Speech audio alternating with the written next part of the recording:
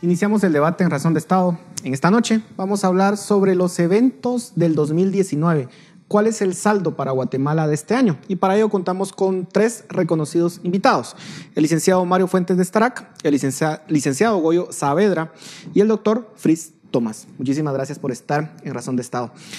Doctor Thomas, ¿cuál es el saldo para Guatemala del 2019? ¿Cuáles son esos eventos que marcaron nuestra historia en este año, si es que podemos hablar de eso? Creo que tenemos el deber de ser optimistas.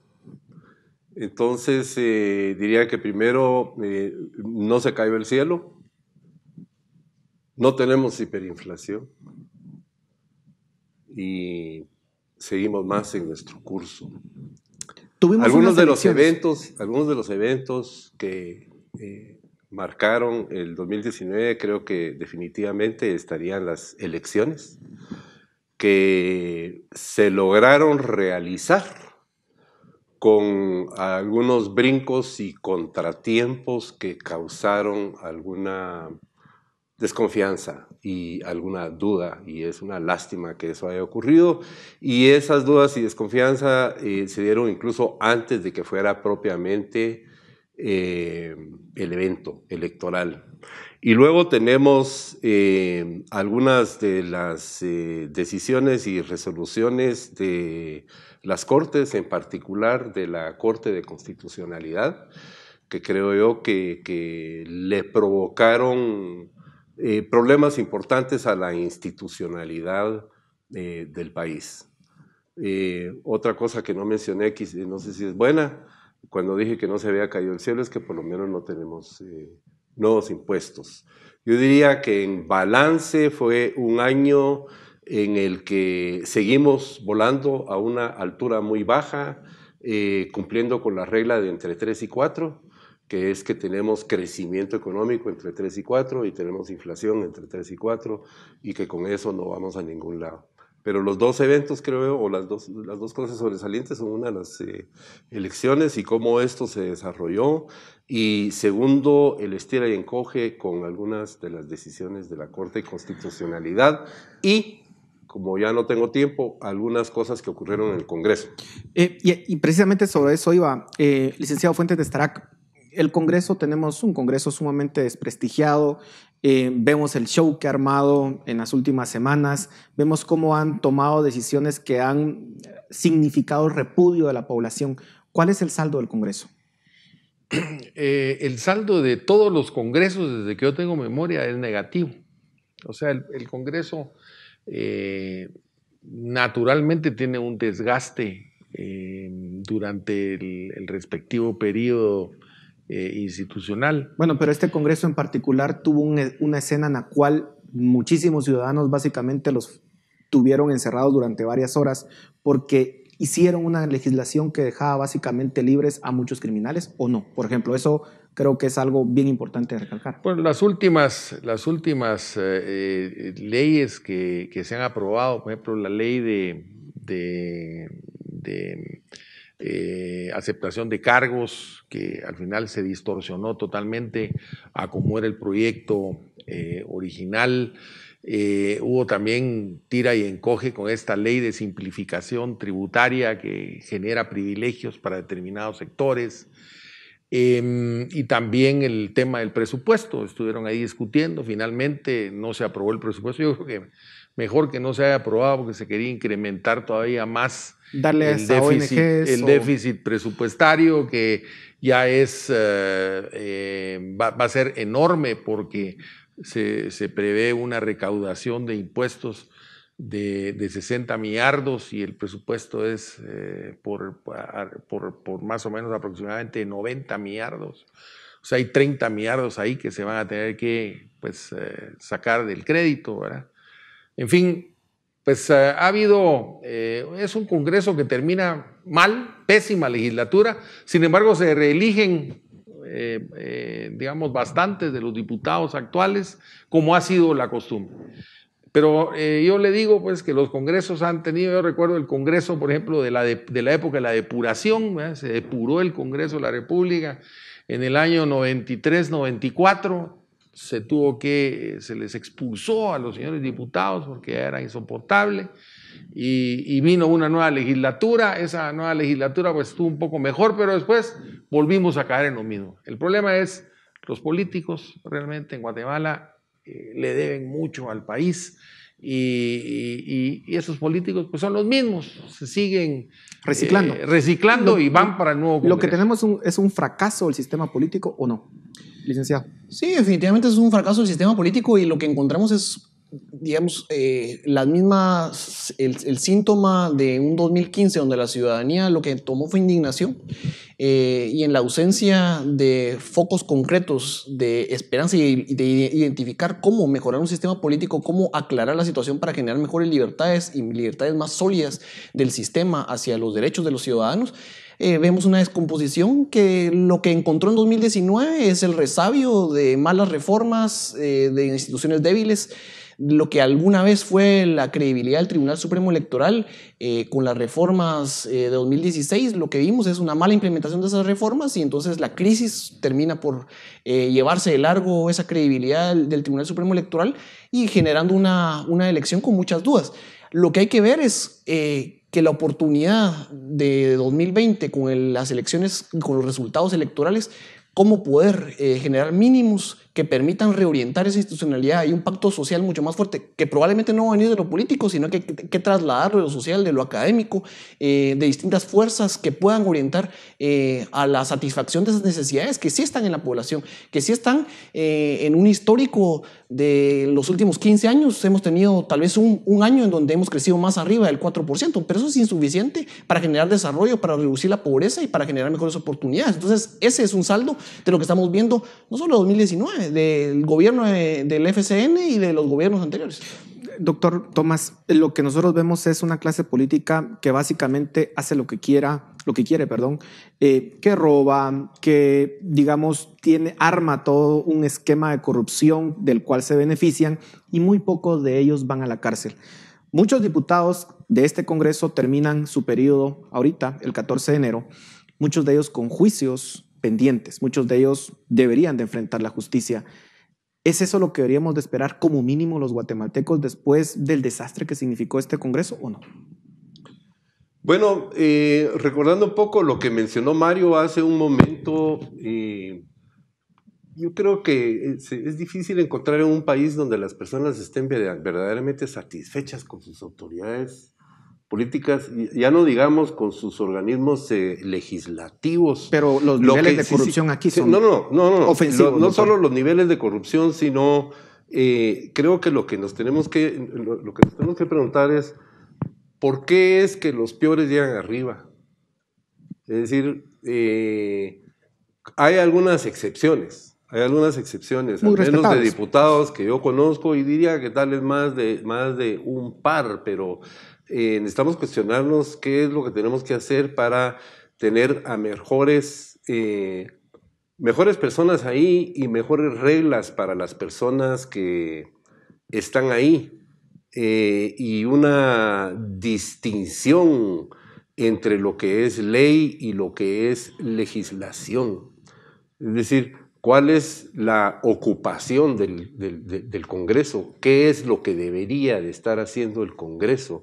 ¿Cómo tenemos una agenda legislativa donde podemos visualizar, por lo menos durante los próximos 2 años, qué es lo que se pretende hacer? ¿Qué es lo que se quiere alcanzar? Y trabajar sobre eso. Pero parte de ese proceso, ¿no cree que es importante que estos diputados que lo han hecho muy mal enfrenten la justicia, garantizando su debido proceso y todo lo que sea? Eso absolutamente, ¿no? Eso es innegable. Es decir, hay que hacer mucha limpieza, pero eso no va a ser suficiente, Pablo. Es decir, eso no es suficiente. Hay que reformar. Hay que reformar, pero además de reformar, hay que tener planteamientos concretos sobre qué se va a hacer y a dónde vamos. Y preguntarnos quiénes son los grupos y las personas que están generando proyectos de ley. Porque tenemos muchas instancias en las que lo que se conoce es porque ese es el único proyecto que hay. Aquí el colega acaba de hacer mención de las reformas a la ley electoral y de partidos políticos. ¿Por qué se aprobó esa ley electoral de partidos políticos? Porque ese es el proyecto que había. Una ley pésima, malísima. Él dijo que no se había implementado bien. Qué bueno, una ley malísima, pésima, pero es la única opción que había. Y entonces tenemos muchas instancias de ese tipo. Pero, ¿qué es lo que está pasando? Muchas personas no quieren involucrarse en política, lo ven como algo en lo cual no les interesa o es mucho riesgo. Yo te diría que en el caso en el que yo te estoy hablando hay mucha responsabilidad para repartirla, y yo a eso ni siquiera le llamaría involucrarse en política, llamaría involucrarse en generar proyectos, generar proyectos de ley, es decir, ir más allá de generar ideas y de hablar de ideas y generar concretamente, voy a tomar 10 segundos más, y generar proyectos de ley donde cuando se está buscando solución a algún problema, no se toma eso porque es lo que está ahí, que lo generó alguna ONG, que lo copió de un proyecto que hizo algún académico en España hace 14 años, sino que hay esta opción y esta opción que tenemos para resolver estos problemas, y vamos a debatir sobre eso. De acuerdo. Licenciado Fuentes, el Congreso obviamente tiene ese desgaste, pero hablemos del Ejecutivo. ¿Cuál es el saldo de un gobierno que está por terminar, que le faltan días, con un presidente que tiene unos niveles de popularidad muy bajos y que será recordado en la historia, ya lo veremos, digamos, si bien o mal? ¿Cuál es ese saldo? Mire, también lo mismo un poquito, pues los gobiernos también terminan igual, ¿verdad? Yo recuerdo, todavía tengo memoria de que el gobierno, por ejemplo, de Colón terminó con un 3% de popularidad. Bueno, uno de los peores gobiernos que ha tenido este país, lo cual es muy merecido, digamos. Por eso, pero digamos, bueno, terminó con ese saldo, ¿verdad? Totalmente negativo, pero todos los gobiernos han terminado con ese saldo negativo. Recuerdo a Portillo, recuerdo a Cerezo, ¿verdad? Con niveles de corrupción muy grandes. Terminaron verdaderamente en la lona, y es más, sus partidos perdieron la posibilidad de una reelección. Así que, bueno, este gobierno está terminando en trapos de cucaracha, ¿verdad? ¿Por qué? Porque las expectativas que se tenían eran mucho mayores a lo que efectivamente logró. Además, tuvo desgastes, ¿verdad? Durante su periodo, por ejemplo, el desgaste de la confrontación con la CICIG, digamos, todo eso contribuyó, digamos, a un desgaste del mismo gobierno. El nuevo gobierno entra con grandes expectativas, grandes esperanzas, ¿verdad? Y mire, pues esperamos todos, como dice Fritz, con optimismo, porque ese sí es un deber, ¿verdad? Tener ese optimismo y no perder la esperanza de que la situación pues va a mejorar, ¿verdad? Pero usted mencionaba algo que es importante. Usted decía el sistema. El sistema, y yo creo que lo que tenemos que fortalecer es precisamente el sistema y no estar pensando en personas. El sistema, por ejemplo, Fritz decía, un tema aquí no hemos tenido, digamos, una hiperinflación como la que tienen otros países. Mire el Venezuela, mire la Argentina, en situaciones tremendas. ¿Qué pasó? Se mejoró el sistema. ¿Cuándo fue? Con la reforma constitucional del año 1994, y que se le prohibió al Banco Central que le prestara dinero al gobierno. Y entonces dejó de funcionar la maquinita de dinero. Pero ahora lo que falta es el principio de equilibrio presupuestario, que eso fue de las cosas pendientes que quedaron de esa reforma. Sobre todo construir un Estado transparente. Pero usted decía también los diputados, por ejemplo, antes de 1994 ningún diputado fue procesado. 1994, el antejuicio de los diputados ya no lo conoció el Congreso, sino que lo conoció la Corte Suprema de Justicia. Bueno, ahora tenemos encauzamiento de diputados, ¿verdad? Porque han cometido delitos, digamos, en el desempeño de sus Un siguiente paso podría ser simplemente quitar el derecho. Entonces, miren lo que es, digamos, ir verdaderamente fortaleciendo el sistema de legalidad en nuestro país, el Estado de Derecho. Eso es tal vez lo más importante. Han habido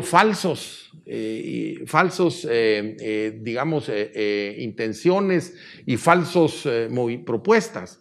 Por ejemplo, lo tenemos en el año 2016, una pésima reforma de la ley electoral, una pésima ley de carrera judicial, ¿verdad?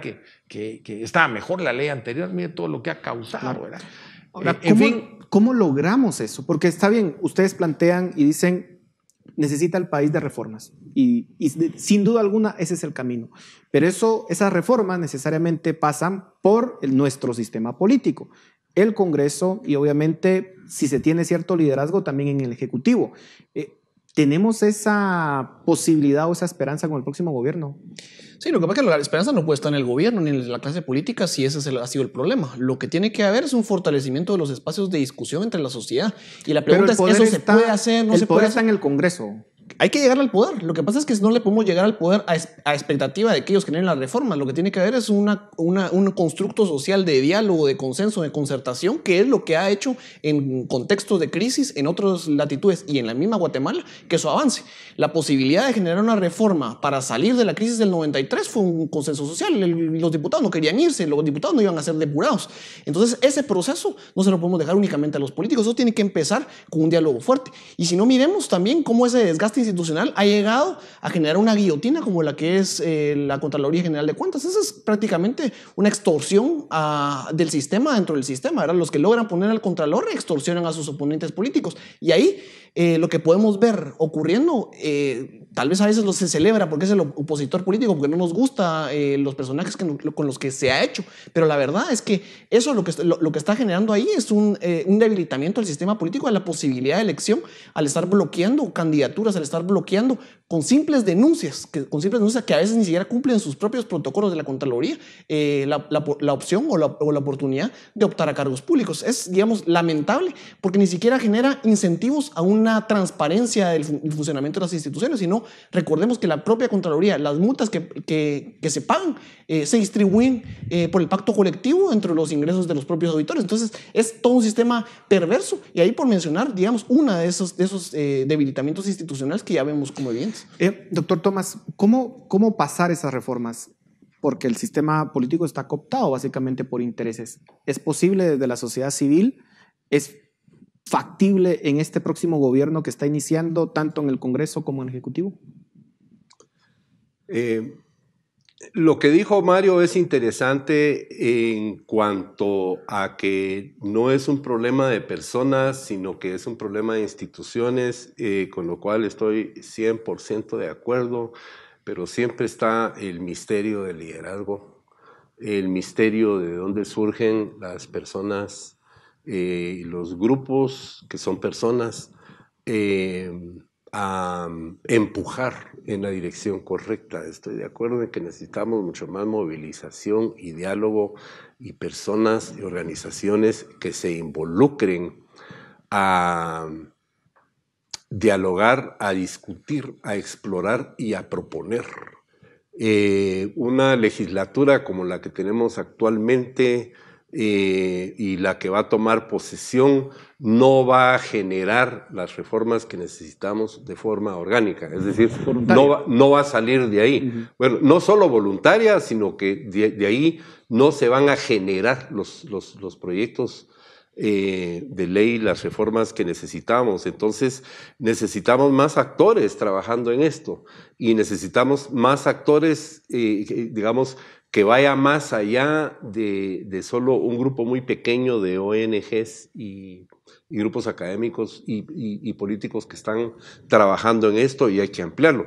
Yo, por ejemplo, emplazaría al sector privado organizado, que yo creo que tiene que hacer mucho más en términos de generar proyectos.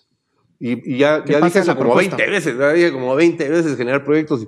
Generar proyectos me estoy refiriendo a generar proyectos de ley, generar reformas, ponerlo ahí afuera para que se discuta, para que se conozca, para que se dialogue al respecto, para que se vayan encontrando consensos y se pueda construir. Como también la política es el arte de lo posible, ¿verdad? Necesitamos mucho más involucramiento en ese proceso. No podemos esperar que eso vaya a salir del propio Congreso y tenemos que tener cuidado de que no salga solo tampoco del organismo ejecutivo. Nos quedan 30 segundos, licenciado Fuentes. Conclusiones. Mire, el fortalecimiento de las instituciones es deber de todos los guatemaltecos, eso es lo que tenemos que hacer. Pero fíjese que yo veo con mucha frustración, por ejemplo, lo que pasó con el Tribunal Supremo Electoral. porque yo participé en el año 1983, yo era secretario de la Corte, cuando se le dio posesión a esa magistratura que era de lujo. Y miren lo que ha pasado, cómo se ha ido deteriorando. Es responsabilidad mantener precisamente instituciones de primer orden, de primera línea. 10 segundos. Sí, yo creo que hay un gran reto de por medio. Hemos logrado sortear el 2019 y creo que viene un 2020 en donde es posible articularse como sociedad para empezar a ver dentro del horizonte posibles soluciones de fortalecimiento institucional y oportunidades para el país. Bueno, muchísimas gracias por sus reflexiones. Sin duda alguna tenemos que conservar la esperanza y sobre todo tomar la responsabilidad, como muy bien lo dijeron ustedes. Muchas gracias a ustedes, muchas gracias por su atención. Nos vemos la próxima semana.